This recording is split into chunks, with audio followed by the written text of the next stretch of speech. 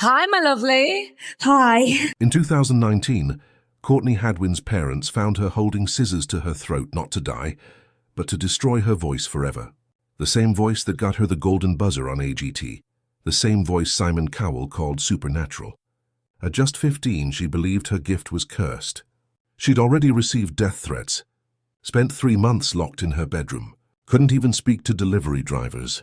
The girl who stunned 310 million viewers was now Googling how to damage vocal cords. The truth about what really happened will shock you.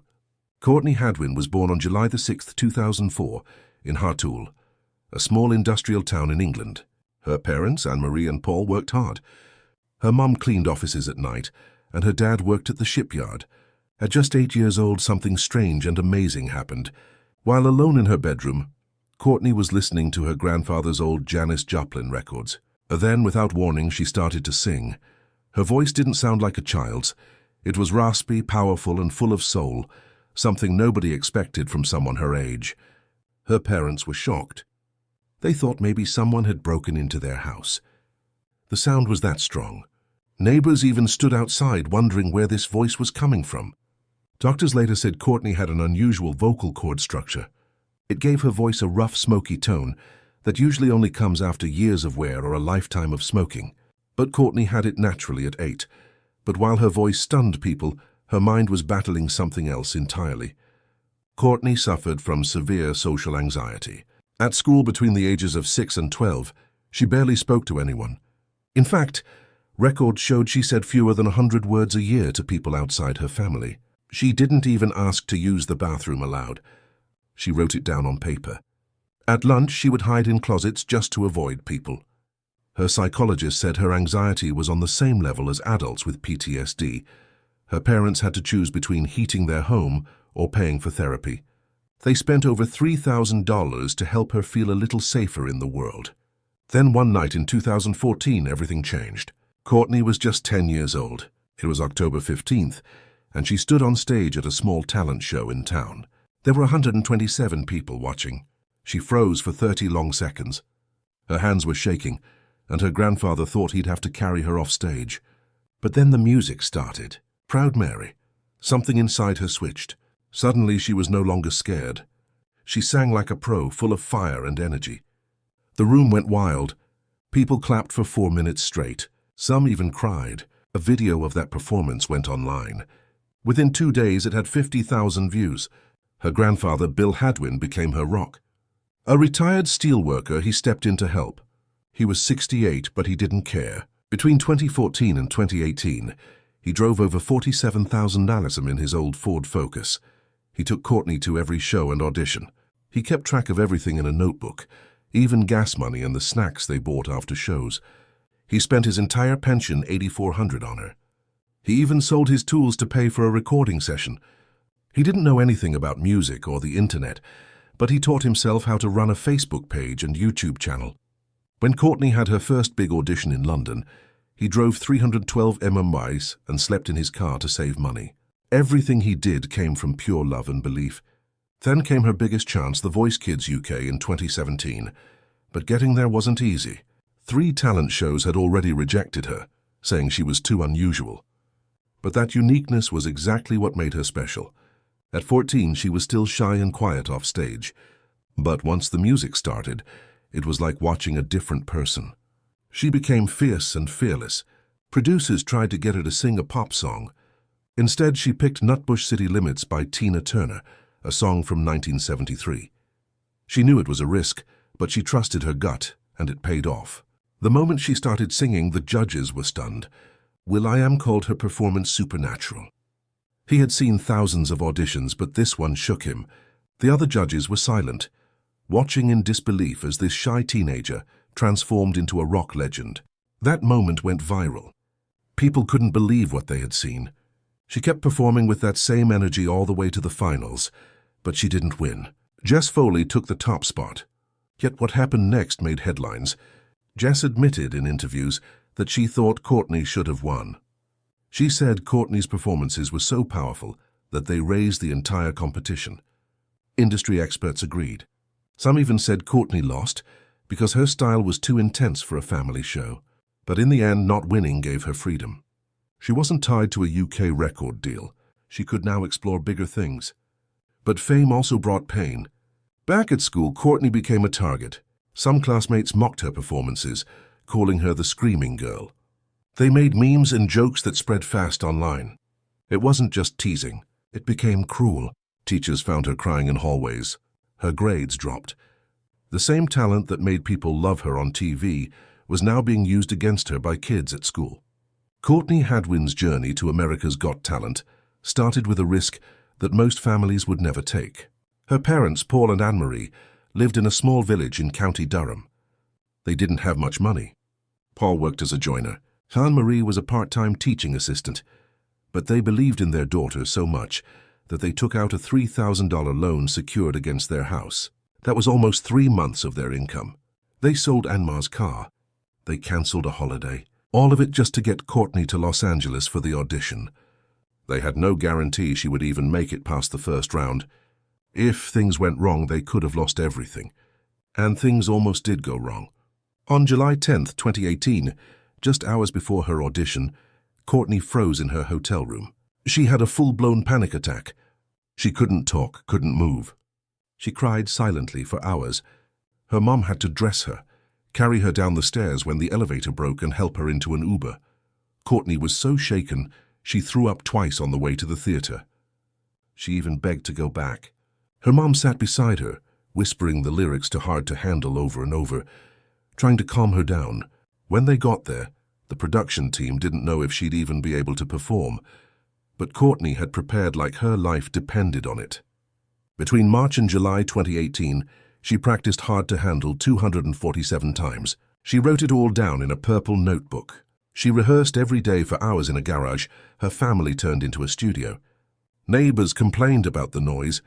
She wore out 3 outfits just from sweating too much. One split at the seams, another had sweat stains that wouldn't come out.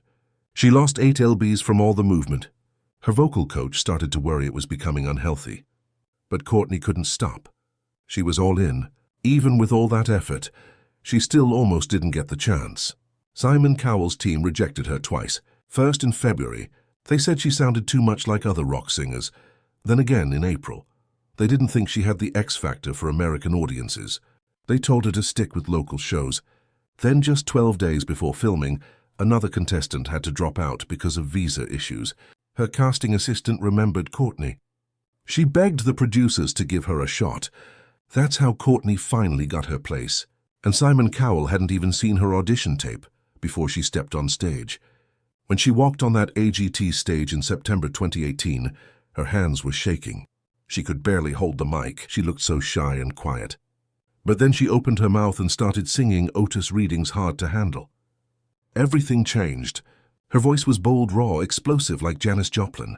The crowd was stunned. The judges couldn't believe what they were seeing. Her family always knew she was shy. Her grandfather once said she used to sing in her sleep. That made what happened on stage even more incredible. Her nerves didn't disappear. They became part of the performance. It was real. It was unforgettable. Howie Mandel didn't wait. Just 45 seconds into the performance, he hit the golden buzzer. It was the fastest one in AGT history. He was that sure. He compared it to the moment Clive Davis discovered Janis Joplin. He didn't even wait for the other judges to speak. Courtney was going straight to the live shows.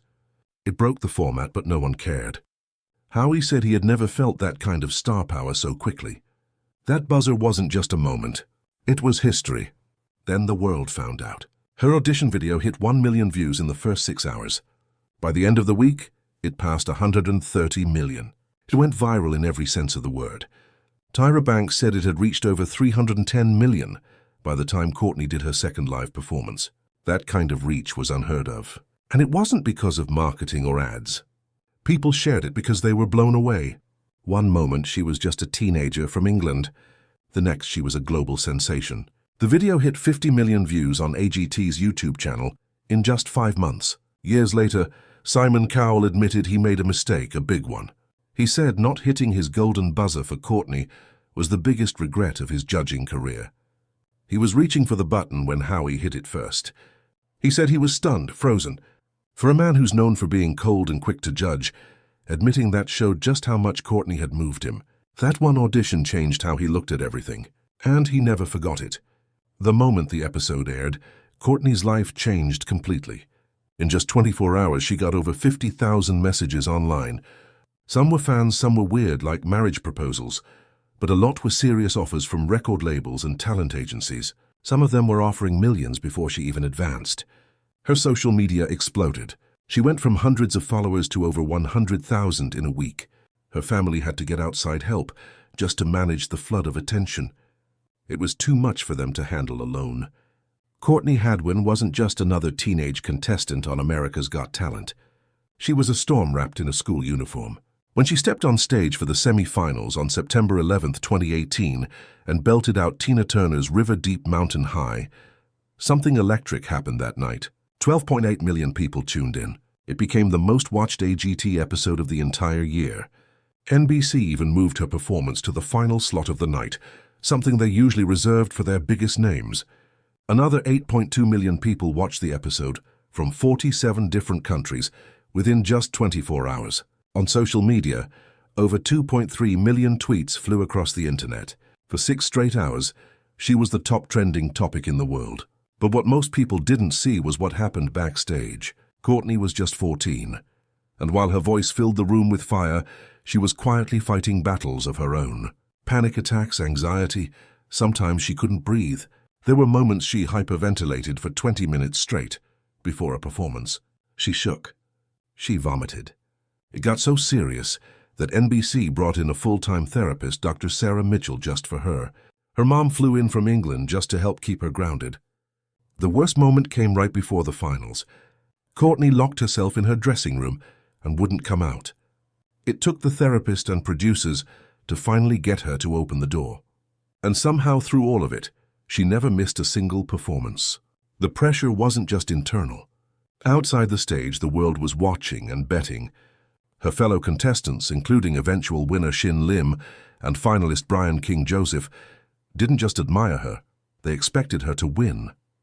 Shin, who rarely posted about other acts, called her the most naturally gifted performer he'd ever seen. Brian said her talent made him question whether anyone else even belonged in the competition. In Las Vegas, the bets started stacking up. Big casinos like Caesars and MGM had her as the 2-1 favorite. William Hill said 67% of all bets were for Courtney, and this wasn't after a season of greatness. These odds came after just her audition, but then came the finale and a choice that would change everything. 3 days before the final performance, her team made a bold decision. Instead of giving her another rock anthem, they chose a softer, emotional song.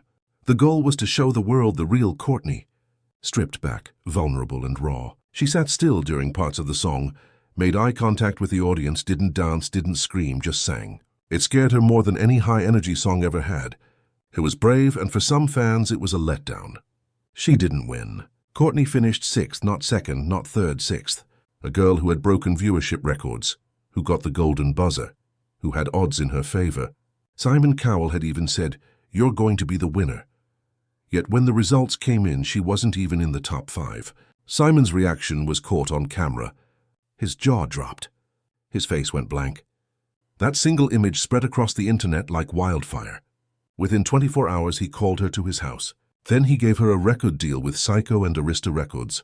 The results didn't matter.